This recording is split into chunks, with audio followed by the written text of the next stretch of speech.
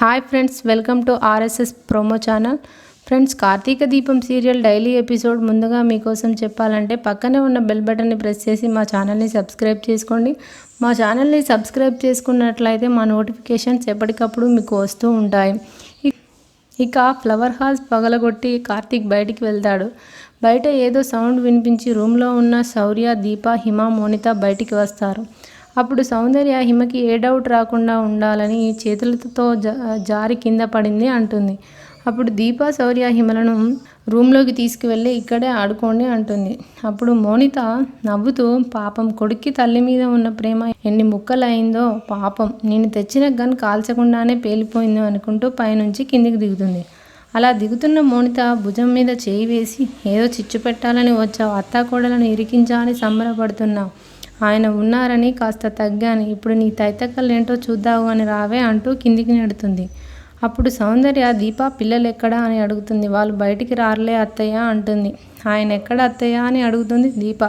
వెళ్ళిపోయాడు కదా అంటుంది. అయితే మనం ఇప్పుడు దీని వీపు చింతపండు చేయొచ్చు అంటుంది. నా సహాయం ఏమైనా కావాలా కోడలా అంటుంది. ఈ కాకిమెడకి సింగిల్ హ్యాండ్ చాలు అంటుంది దీప. అప్పుడు మోనిత, కార్తీక్ లేడని రెచ్చిపోతున్నారా అంటుంది. రెచ్చిపోవడం కాదే, ఇంకో ఫ్లవర్ వాజ్ తీసి నీ నెత్తికేసి కొడతా అంటుంది. అప్పుడు బాంబు నా చేతిలోనే ఉంది, హిమ ఇంట్లోనే ఉంది, మర్చిపోయారా అంటుంది మోనిత. పిచ్చిదానా, తల్లిని నేను చెప్తేనే హిమ నమ్మలేదు, నల్లివి నువ్వు చెప్తే నమ్ముతుందా అంటుంది.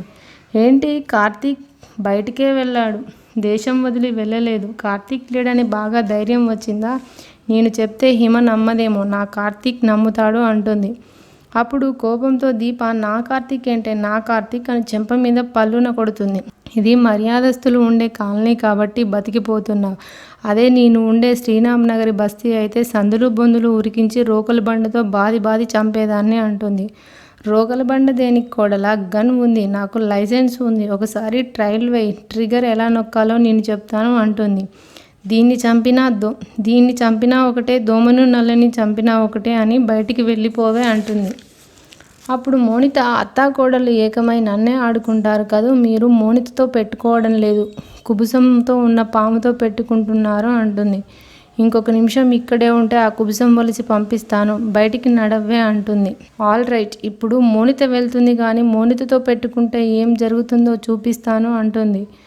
మోనిత, వెళ్ళవే, నేను కాపురానికి వచ్చినప్పటి నుండి నీ బెదిరింపులు వింటూనే ఉన్నాను. మా ఆయన, అదే నా కార్తీక్ మొహం చూసి ఊరుకుంటున్నాను, లేదంటే నీ బతుకు. వద్దులే, మా అత్తగారి ముందు ఎక్కువ మాట్లాడవద్దు, గెట్అవుట్ అని బయటికి నెడుతుంది. అప్పుడు సౌందర్య, ఇది నా పేషెన్స్ని బాగా టెస్ట్ చేస్తుంది అంటుంది. ఇది హిమకు ఎక్కడ నిజం చెప్తుందో అని కాపలా ఉండి చెప్పకుండా చేశాను అంటుంది దీప. వాడికి మాత్రం నా మీద కోపం వచ్చి బయటికి వెళ్ళాడు అంటుంది సౌందర్య. ఆ తర్వాత శౌర్య, ఆదిత్య, శ్రావ్య అందరూ కలిసి గ్రౌండ్లో ఆడుకుంటారు. అది చూసిన హిమ, ఇది వీళ్ళ ఇల్లు, నా ఇల్లు కాదు, ఇదే నా ఇల్లు అని నా ఫ్రెండ్స్ అందరికీ చూపించాను. నా ఇల్లు కాదని వాళ్ళకి తెలియదు, ఇంత పెద్ద ఇల్లు నాది కాదు, వీళ్ళు నాకు ఏమీ కారు, నా వాళ్ళు ఎక్కడున్నారో వీళ్ళు ఎప్పటికీ చెప్పరు, ఒకవేళ చెప్తే నేను ఎక్కడికి వెళ్ళిపోతానో అనుకుంటున్నారు. అప్పుడు శౌర్య హిమ దగ్గరికి వచ్చి, అందరూ ఇంట్లో ఉంటే నువ్వు ఒక్కదానివే బయట ఏం చేస్తున్నావు అంటుంది. నేను బయటదాన్నే కదా అంటుంది. ఇది మీ ఇల్లు కదా అంటుంది. ఇది మా ఇల్లు ఎందుకు అవుతుంది, మా ఇల్లు శ్రీరామ్ నగర్ కాలనీలో ఉంది, నువ్వెందుకు అలా మాట్లాడుతున్నావు అంటుంది. ఒక్కదానివే ఇక్కడ నిలబడి ఉంటే ఏవేవో అనుకుంటావు, లోపలికి రా అంటుంది. అప్పుడు హిమ, నువ్వు మీ నాన్నని ఎప్పుడైనా చూసావా అంటుంది. లేదు హిమ అంటుంది శౌర్య.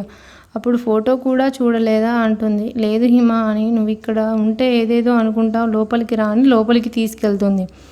అప్పుడు మోనిత కోపంతో ఇంటికి వచ్చి, 10th చదివిన అది ఫారెన్లో గైనిక్ చదివిన నీది అది చెంప మీద కొడితే సైలెంట్గా రావడం ఏంటి, అయినా ఫారెన్ గైనకాలజిస్ట్ని మౌనంగా రావడం ఏంటి, అంత అవమానం జరిగితే నీ టెంపర్మెంట్ ఏమైందే మోనిత అనుకుంటుంది. నేను దాన్ని తిరిగి కొడితే ఏమయ్యేది, ఆ సౌందర్య బేస్ వాయిస్తో అరిచేది. నా కార్తీక్ కూడా నన్నే సపోర్ట్ చేసేవాడు, దాన్ని వెంటనే ఇంట్లో నుంచి పంపించేవాడు, కొట్టకుండా అనవసరంగా వచ్చాను అని అనుకుంటుంది. నా కార్తీక్ దగ్గరికి రావద్దంటే నేను వెళ్లకుండా ఉంటానా, అయినా అంజిగాడు నాకు పెద్ద స్పీడ్ బ్రేకర్ అయ్యాడు, వాడిని ఇంట్లో నుండి ఎలాగైనా పంపాలి అనుకుంటుంది. ఆ తర్వాత దీప దగ్గరికి శౌర్య వచ్చి, అమ్మ హిమ కొత్తగా మాట్లాడుతుంది, మీ నాన్న ఏడి అని పదే అడుగుతుంది. ఇది నా ఇల్లు కాదు అని బాధపడుతుంది. నువ్వేమన్నా అన్నావా అమ్మ అంటుంది దీప. ఏమీ అనలేదమ్మా అంటుంది శౌర్య. అప్పుడు కార్తీక్ హిమ పేరెంట్స్ని ఎక్కడ వెతకాలో, హిమకు ఏం చెప్పాలో అర్థం కావడం లేదు అనుకుంటూ ఆలోచిస్తాడు. మోనిత చెప్పినట్టు కనబడడం లేదని చెప్పనా? వద్దులే, మళ్ళీ ఎప్పుడైనా నిజం తెలిస్తే మళ్ళీ అబద్ధం చెప్పా అనుకుంటుంది. అంతలో దీప కార్తీక్ దగ్గరికి వచ్చి అత్తయ్య అని అంటుంది. మీ అత్తయ్య ఏమంది? నా నెత్తి మీద తాండవం చేయమని పంపించిందా అంటాడు. మీ నెత్తి మీద తాండవం చేయడానికి మీది కైలాస పర్వతం ఏం కాదులే అంటుంది. భోజనానికి రమ్మందే అంటుంది. ఇగో మీ ఇంటి తాళాలు ఎక్కడున్నాయో ఇవ్వు ఎందుకు అంటుంది దీప. నేను వెళ్ళి అక్కడ ప్రశాంతంగా ఉంటాను అంటాడు. నన్ను వెళ్ళమని పరోక్షంగా చెప్తున్నారా అంటుంది. ప్రత్యక్షంగానే చెబుతున్నాను అంటాడు కార్తీక్. మళ్ళీ ఆ మోనితగాని పూనిందా, నేను వెళ్ళను అంటూ లోపలికి వెళ్తుంది. అప్పుడు హిమ కార్తీక్ దగ్గరికి వచ్చి మా వాళ్ళ గురించి ఏమైనా తెలిసిందా అంటుంది. లేదమ్మా, వెతుకుతున్నాను. వాళ్ళు వచ్చినా నువ్వు మాత్రం ఎక్కడికి వెళ్ళకూడదు అంటాడు. నువ్వు తప్ప నాకు ఎవరూ లేరు అంటాడు. అప్పుడు హిమ మళ్ళీ పెళ్లి చేసుకోవచ్చు కదా అంటుంది. అప్పుడు అందరూ ఉంటారు అంటుంది హిమ. అదేంటిరా ఈరోజు కొత్తగా మాట్లాడుతున్నావు అంటాడు కార్తీక్. నేను అడిగిన దానికి జవాబు చెప్పు అంటుంది. వద్దులే అమ్మా అంటాడు. మీకు పెళ్ళయిందా? అయితే మీ భార్య ఏది అంటుంది. చచ్చిపోయింది అంటాడు కార్తీక్. అప్పుడు లోపల సౌందర్య వీళ్ళందరూ ఎటు వెళ్ళారే శౌర్య అంటుంది. అప్పుడు శౌర్య డాక్టర్ బాబును పిలిచి హిమను తీసుకురావడానికి పైకి వెళ్ళింది అంటుంది. అదేంటి, హిమ బయటికి వెళ్ళింది కదా అంటుంది. వాడు దాన్ని ఏమైనా అన్నాడా? ఈ సెల్ఫ్ రెస్పెక్ట్ బ్యాగ్ తీసుకొని వెళ్ళడానికి పైకి వెళ్ళిందా అనుకుంటుంది సౌందర్య.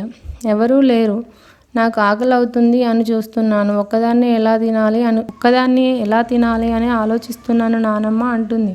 అదేంటే, నీకు ఎప్పుడు ఆకలి అయితే అప్పుడు తిను, ఇది నీ ఇల్లు అని అనుకుంటుంది. అప్పుడు సౌందర్య క్యారం బోర్డులో కాయిన్స్ లాగా తలొక వైపు వెళ్ళారు, నేను మాత్రం స్ట్రైకర్లా ఇక్కడే ఉన్నాను అనుకుంటుంది. ఇంతటితో ఎపిసోడ్ అయిపోతుంది.